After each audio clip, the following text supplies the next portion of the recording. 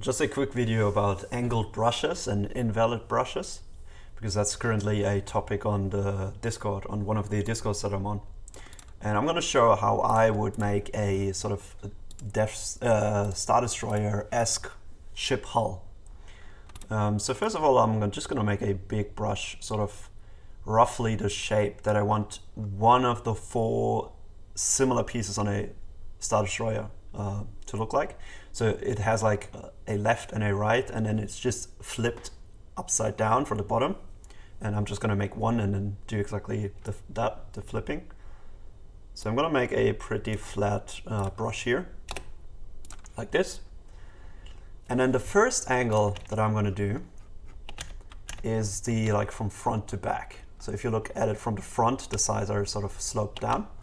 And I'm going to do exactly that as well. So I'm going to take this outer edge here and I'm going to move it down.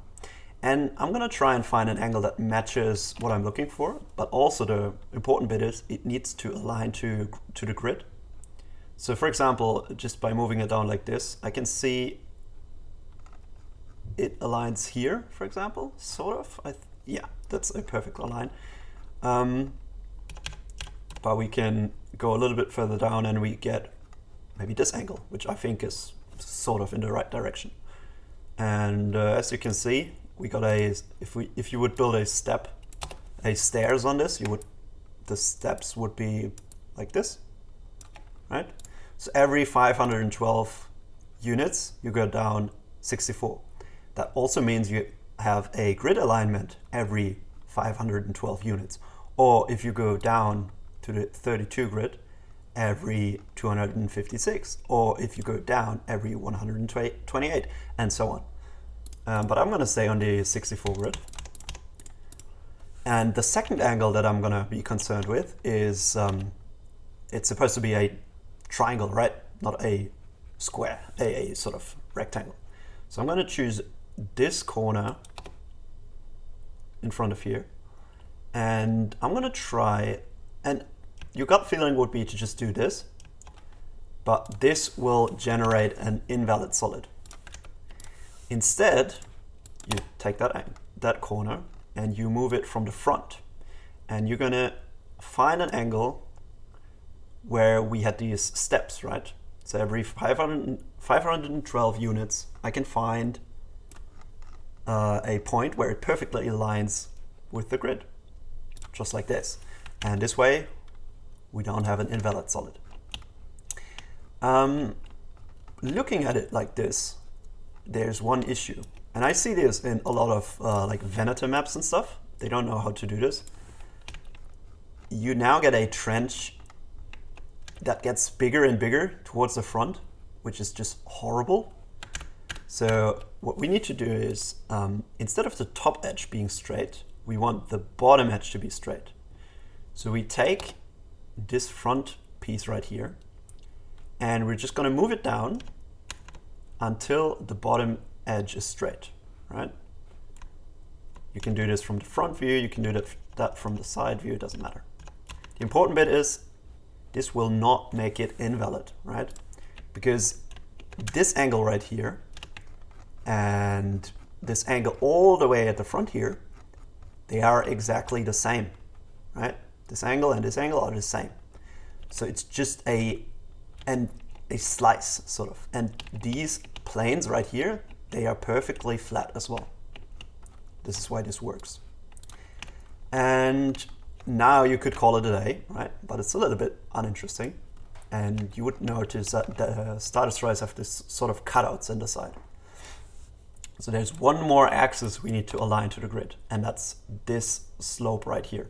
Because currently, it's probably not going to line up anywhere. Yeah, as you can see, it sort of gets close, but it never lines up.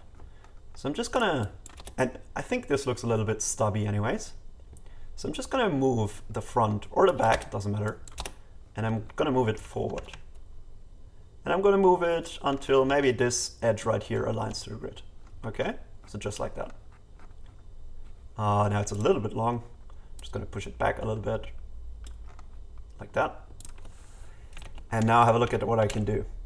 Because now we get every 512 units we go down 128, we get cuts that we can make every 512 units. Or if you go down the grid, every 256 and so on. So I'm just going to choose a random spot here and make 2 cuts, making sure that I hit those grid aligned sections. And now I can take this piece and inset it a little bit.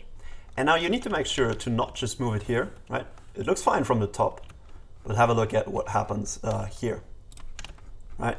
This looks bad. You don't want that. So we actually need to find an angle where it aligns with these angles. So all these angles need to be the same. And if we move it around a little bit, we can find one that matches. And so looking at it now, we got this cutout here, but the surface is still perfectly flat. It's just made out of 3 brushes now instead of 1. And you can even go crazy and get this at an angle. You don't have to make straight cuts. You can make angled cuts. But if you do angled cuts, you need to make sure that this vertice lines up and this vertice lines up. And then you also need to make sure, let's see if I can reproduce the exact same angle. You also need to make sure that just with this straight piece, this piece needs to also align here somewhere. And you will find that it's not as easy anymore. See, because over here is where it would be perfect, but it no longer aligns with the grid perfectly fine. So you have to tweak these angles here, right? These angles, they need to match so you can get a good match here as well. But I'm not gonna do that here because I think that's a little bit too much for this video. I'm just gonna finish off this shape by copying this over, as I said in the beginning. So I'm just gonna copy and flip this piece and then flip the top piece down, right? And I'm gonna leave a little bit of a gap because obviously there would be a trench here. And have a look at this. I think this looks pretty much what you see when you have a look at Star Destroyers. And this is very simple geometry. There is no weird diagonal cutting involved because these are all flat brushes. And if you think about it, when they were making the original props for these ships, they were using plywood just as well. And plywood is pretty flat, I would say. So it has to be possible to make this in angles where you get flat surfaces. Yeah, just a little video on that.